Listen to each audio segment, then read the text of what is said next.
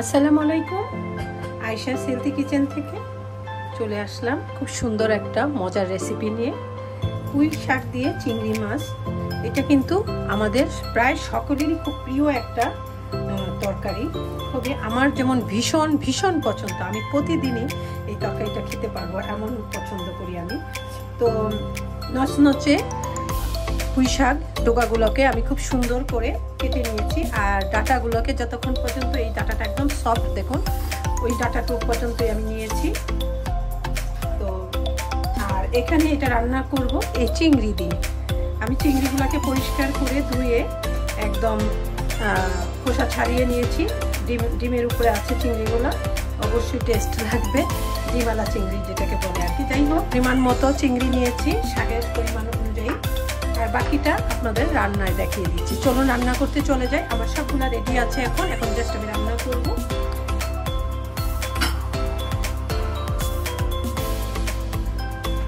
পুরো জালটা ধরিয়ে দিলাম, তেল দিয়ে দিচ্ছি,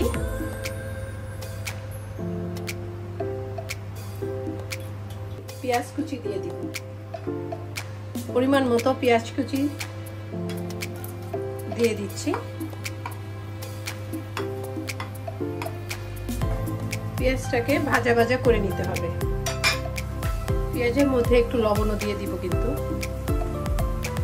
হাফ টিস্পুন লবণ দিয়ে দিলাম। এখন পেঁয়াজটাকে সুন্দর করে একটু ব্রাউনি করে ভেজে নিব। দেখুন পেঁয়াজটা অনেকটা উনিয়ে এসেছে, যদিও ব্রাউন হয়নি, কোনো অসুবিধা নাই।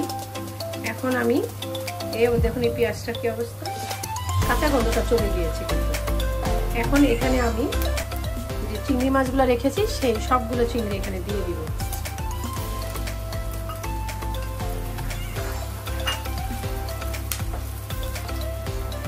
এরপর এখানে আমি একটু ভাজা করেই আমি এখানে রসুন আদা পেস্ট দিয়ে দিব।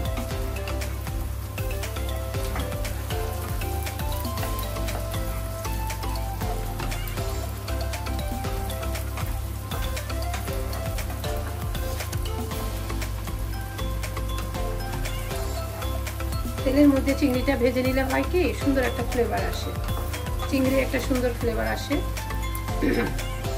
ভাজা ভাজা একটা ফ্লেভার আসে। এই জন্য তেলের মধ্যে আমি পেঁয়াজের সাথে একটু ভেজে নিই। এখন আমি এখানে রসুনের পেস্ট দিয়ে দিব।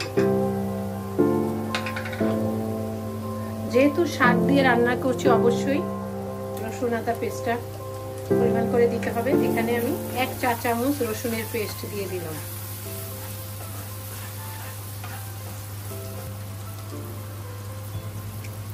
আদা হাফ টিস্পুন দিয়ে দিলাম।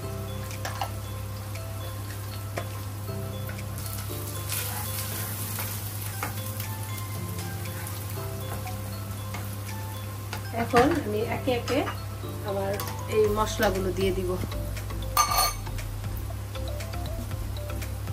হাফ টিস্পুন 1 টিস্পুন হলুদের গুঁড়ো দিয়ে দিলাম। 1 না, হাফ দিয়েছি। এখানে হাফ টিস্পুন হলুদের গুঁড়ো দিয়ে দিয়েছি, আর মরিচের গুঁড়ো দিলাম খুবই সামান্য। আর এখানে দিব ধনিয়ার গুঁড়ো। ধনিয়ার গুঁড়োটা 1 টিস্পুন দিয়ে দিলাম। এগুলো আমার সব মশলা দেওয়া। এখন মাছটাকে নেড়ে চেড়ে আমি একটু শাক দিয়ে দিব।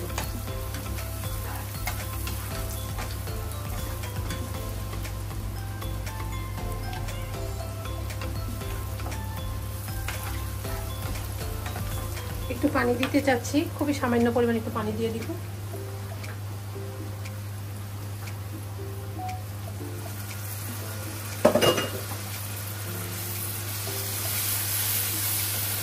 এই শাকের এই তরকারিটাতে কিন্তু আমি একদম পানি দিব না, পানি ছাড়া রান্না করব। যা পানি দেওয়ার আমি এখানে মশলাটা কষানোর সময় দিয়ে দিয়েছি। মশলাটা কষানো হয়ে গেলে মাছের সাথে তারপর আমি এখানে শাকগুলোকে দিয়ে দিব, পুঁই শাকটাকে। এখন পুঁই শাকটাকে দিয়ে দিচ্ছি। পুঁই শাক রান্না হতে খুব বেশি সময় লাগে না, আপনি চাইলে ডাটাগুলোকে আগে একটু দিয়ে দিতে পারেন। হেনা সব একসাথে করে রেখে দিয়েছে। নর্মালি আমি আসলে ডাটাগুলোকে একটু আলাদা রাখি যাতে ডাটাগুলো একটু সফট হয়। শাকটা তো খুব বেশি সময় রাখতে হয় না।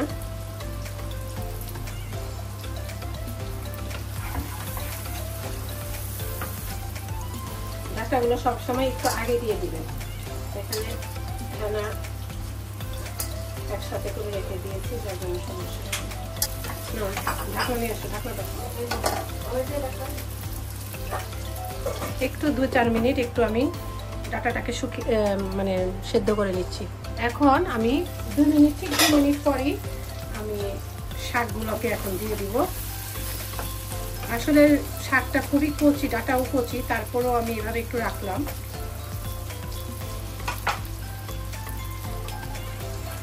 এবং এই শাক থেকে কিন্তু পানি উঠে আসবে।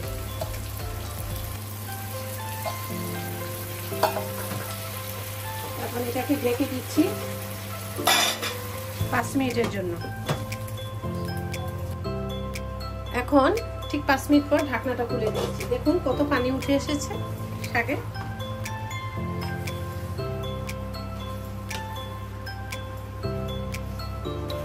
এখানে কিন্তু কোনো পানি দিব না। এই শাক থেকে যে পানিটা উঠে এসেছে এই পানির মধ্যেই কিন্তু তরকারিটা, দেখুন কত পানি, এটার মধ্যেই কিন্তু এই তরকারিটা হয়ে যাবে। বরঞ্চ আমি জালটাকে একটু বাড়িয়ে দিলাম, অল্প একটু বাড়িয়ে দিলাম। এখন আস্তে আস্তে এটা হয়ে যাবে। এবং এখানে আমি কিছু কাঁচামরিচ দিয়ে দিব, আস্ত কাঁচামরিচ। দেখুন এই কাঁচামরিচটাকে দিয়ে দিচ্ছি। কয়েকটা ইয়ে করে দিছো, খালি করে দিছো। এখানে কয়েকটা কাঁচামরিচ ফালি করে দিয়ে দিচ্ছি।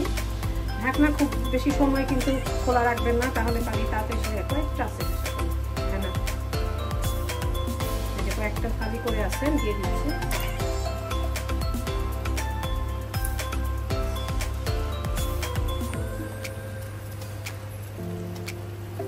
শাক একটু ঝাল ঝাল না হলে কিন্তু ভালো লাগবে না। অবশ্যই একটু ঝাল দিবেন শাকে, কাঁচামরিচের ঝাল। আমি সব অনেকগুলো কাঁচামরিচ খালি করে দিয়ে দিলাম, আর কিছু আস্ত দিলাম শাকের সাথে ডলা দিয়ে খাওয়ার জন্য। এখন আমি ঠিক 5 থেকে 7 মিনিটের জন্য ঢেকে দিচ্ছি। দেখুন শাকে কত পানি উঠে এসেছে, খুব সুন্দর ঘ্রাণও পাচ্ছি কিন্তু শাক থেকে। হ্যাঁ, শব্দ করবো, একটু পরে লবণ চেখে দেখবো। 5 মিনিট পর ঢাকনা খুলে দেখছি।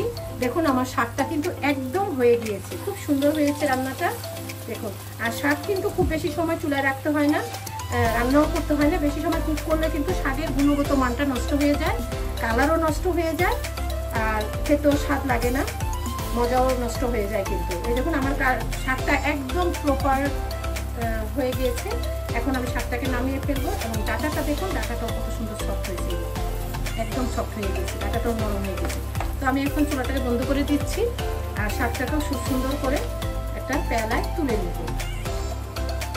অবশ্যই আপনারা আমার এই শাক যেভাবে রান্না করলাম, চিংড়ি দিয়ে শাক, আপনারা অবশ্যই এইভাবে রান্না করবেন, দেখবেন খুব মজা, বাড়ির সবাই খুব পছন্দ করবে।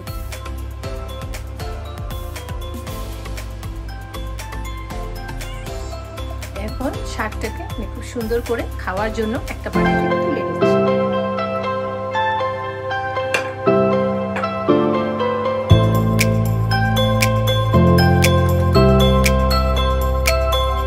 এই তো হয়ে গেল আমার দুর্দান্ত স্বাদের চিংড়ি দিয়ে পুঁই শাক। এই তরকারিটা কিন্তু অসাধারণ মজা, এবং এই রান্নাটা খুবই ইজি, সহজ, সবাই রাঁধতে পারে, কিন্তু সবার হাতে রান্না কিন্তু এক না। অবশ্যই আপনারা আমার রেসিপিটাকে ফলো করে রান্না করবেন এবং বেশি বেশি করে শেয়ার করবেন। এই মজার রেসিপিটা আত্মীয় পরিজন যারা আছে সবাইকে দিবেন, আপনিও কিন্তু খেয়ে নেবেন, দেখবেন খুব মজা।